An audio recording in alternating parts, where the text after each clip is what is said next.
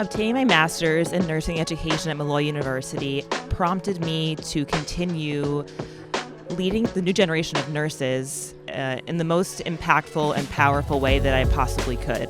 It has led me to a career at NYU Langone Health, and it also has led me to become a clinical instructor, where I so fortunately and graciously am able to have a one-on-one level of attention and grit and gratitude with these young, hungry nurses and learn what nursing means to them and how I can better help them and the rest of healthcare move forward in a positive and powerful way. Dr. Parazouk made herself available not just as a professor, but as a person. The classes I specifically remember was how to design a course.